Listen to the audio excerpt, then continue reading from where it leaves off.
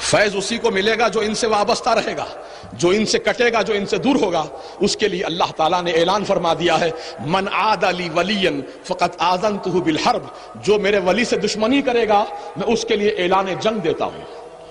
اللہ فرماتا میں اسے اعلان جنگ دیتا ہوں، آؤ مجھ سے جنگ کر لو، میرے ولی کی دشمنی کرنے والوں آؤ مجھ سے مقابلہ کرو۔ کون ہے تم میں ایسا طاقتور جو اللہ تعالیٰ سے جنگ کرے، اللہ سے مقابلہ کرے؟ عزیزان ملت اسلامیہ، آج حیدرآباد شہر میں وہابیت اتنی تیزی سے پھیل رہی ہے، بڑا دکھ ہوتا ہے دیکھ کر، افسوس ہوتا ہے دیکھ کر۔ ہماری نوجوان نسل جو کل تک یا نبی سلام علیہ کا کہتی تھی، ہماری نوجوان برادری جو کل تک اولیاء اللہ کی عاشق تھی، 11ویں 12ویں بڑی عقیدت و احترام سے کیا کرتے تھے اور الحمدللہ عقیدہ بہت مضبوط تھا، لیکن آج صرف ایک اسپلنڈر گاڑی اور ایک سیل فون کی وجہ سے ایمان بیچا جا رہا ہے، ایمان خریدا جا رہا ہے۔ بتاؤ مسلمانوں، کیا ہمارا ایمان اتنا سستا ہو گیا، ہمارا ایمان اتنا گیا گزرا ہو گیا، ایک اسپلنڈر گاڑی اور ایک سیل فون کے بدلے اپنا ایمان و عقیدے کا ہم سودا کریں؟ عزیزان ملت اسلامیہ، مرد مومن کی شان تو یہ ہوا کرتی ہے کہ دنیاوی لالچ میں وہ نہیں آتا، اپنے ایمان کا سودا نہیں کرتا۔ بھوکا مر جانا پسند کرے گا لیکن اپنے ایمان کو نہیں بیچے گا، بھوکا مر جانا پسند کرے گا، اللہ تو لال کی زندگی گزارنا پسند کر لے گا، جھوپڑے میں رہنا پسند کر لے گا، لیکن اپنے ایمان کا سودا نہیں کرے گا۔ آج نوجوانوں، آج اس مقدس اسٹیج سے آپ سے یہی گزارش کرنا چاہتا ہوں، خدا را آپ اسپلنڈر گاڑی اور سیل فون کے چکر میں نہ جائیں یا کسی اور پیسے کی لالچ میں نہ جائیں، کیونکہ مجیب علی رضوی کی عادت رہی ہے، الحمدللہ ہمارے اسلاف کا یہ وتیرہ اور طریقہ رہا ہے، ہم انہی کی سنت پہ عمل کر رہے ہیں۔ ہم جو بات کہتے ہیں وہ کان میں نہیں کہتے ہیں، میدان میں کہتے ہیں۔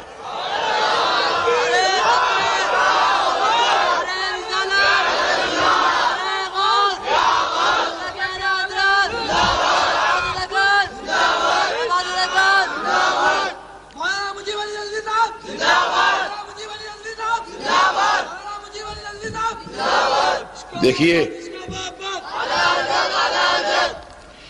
پاس و لحاظ، مروت، اخلاق اپنی جگہ ہے، لیکن جب بات دین و ایمان کی ہو،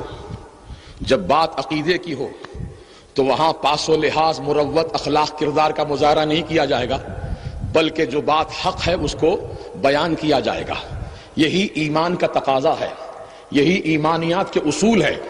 یاد رکھو، ہمارے اسلاف کا یہی وتیرہ رہا، جیسا کہ ہندوستان کا شہنشاہ اکبر اعظم جب اس نے اپنا ایک نیا دین لاگو کیا، دین الہی کے نام سے، دین اکبری کے نام سے،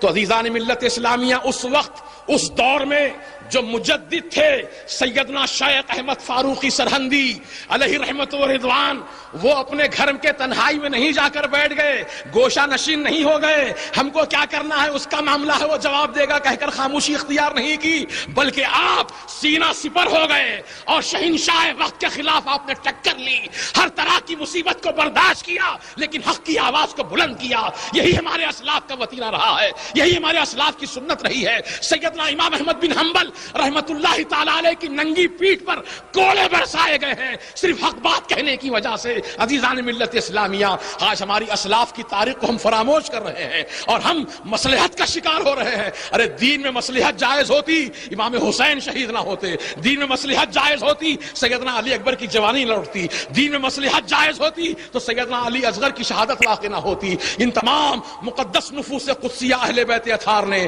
اپنی عظیم قیمتی جانوں کا نذرانہ خدا کی راہ میں پیش کر کے جو دین و عقیدے کی حفاظت کا فریضہ انجام دیا ہے، آج امام حسین کا لہو پکار کر تم سے یہی مطالبہ کر رہا ہے، اے حسین کے چاہنے والوں، اے حسین سے محبت کرنے والوں، اے حسین کی محبت کا دم بھرنے والوں، اے حسین سے اپنی نسبت جوڑنے والوں، حسینی کردار کو زندہ کرو، حسینی کردار کو بیدار کرو۔ یہ وقت کا اہم ترین تقاضا ہے اور میں بڑی مؤدبانہ، بہت ہی مخلصانہ، بہت ہی احترام کے ساتھ ہمارے تمام اکابر علماء، اکابر مشائخ کرام، سادات اعظام کی خدمت میں تو ان کے قدموں کی دھول کی برابر بھی نہیں ہوں، میں ان کو کیا کہہ سکتا ہوں، میں کیسے جسارت کر سکتا ہوں کہنے کی، لیکن ہمارے اسلاف کی تاریخ اور ان کے وتیرے کو زندہ کرتے ہوئے یہی معروض ادب پیش کروں گا۔ حضور آپ سب سے ہماری یہی التجا ہے، یہی ہمارا معروض ادب ہے کہ اب آپ حضرات خاموشی اختیار نہ کریں بلکہ اپنی قوم اور ملت کو، اپنے چاہنے والوں کو،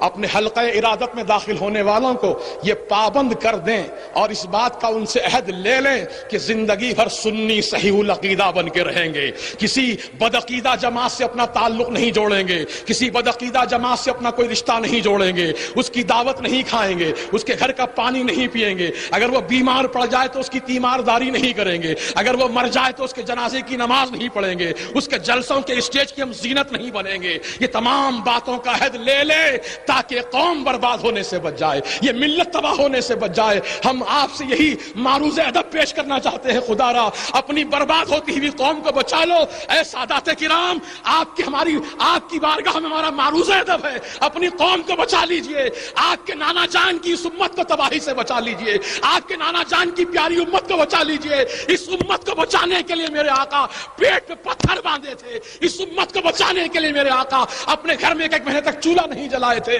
اس امت کو بچانے کے لیے میرے آقا اپنے پیارے نواسوں کو قربان گاہ میں پیش کر دیا تھا۔ خدا را آپ انہی کی آل ہیں،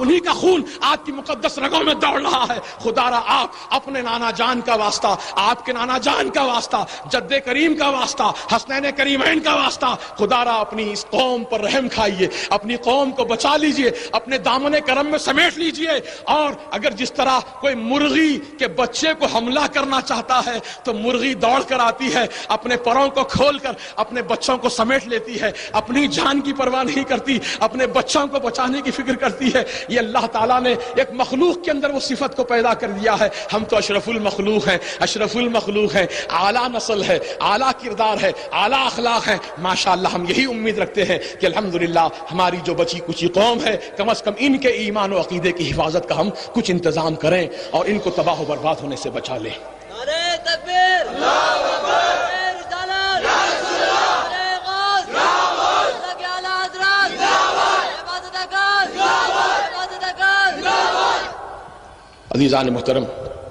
باتیں تو بہت ساری کہنے کی ہیں اور وقت بھی ہو چکا ہے۔ میں نہیں چاہتا کہ زیادہ آپ کی سما خراشی کروں، بس جو کچھ میں نے کہا ہے اگر میرے کہنے میں کوئی بے ادبی، گستاخی یا غلطی، خطا واقع ہوئی ہو تو میں اللہ کی بارگاہ میں دست بدعا ہوں کہ مولا تعالیٰ اپنے کرم سے میری غلطی اور خطا کو معاف فرما دے۔ استغفر اللہ استغفر اللہ استغفر اللہ ربی من کل ذنب واتوب الیہ، اشہد ان لا الہ الا اللہ واشہد ان محمدا عبدہ ورسولہ۔ میں ایک بار پھر رحمت عالم کمیٹی کے صدر محترم اور صدر استقبالیہ حضرت پیر طریقت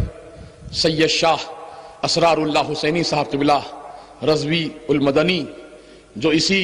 علاقے کے ایک بزرگ ہیں اور اسی علاقے کی درگاہ کے سجادہ نشین ہیں، ماشاءاللہ آپ کا ایک بڑا اثر ہے۔ اللہ تبارک و تعالیٰ آپ کے ذریعے سے دین و سنیت کو اور مضبوطی عطا فرمائے۔ اور ہمارے صدر محترم عالی جناب مجیب احمد صاحب ایڈوکیٹ اور جناب شاہد اقبال میاں، اللہ تعالیٰ ان سب کو اور ہمارے خسرو نواب اور تمام دیگر حضرات جو اس کمیٹی کے لیے یقیناً بڑے محرک معاونین ہیں، اللہ ان سب کو جزائے خیر دے۔ وآخر دعوانا ان الحمدللہ رب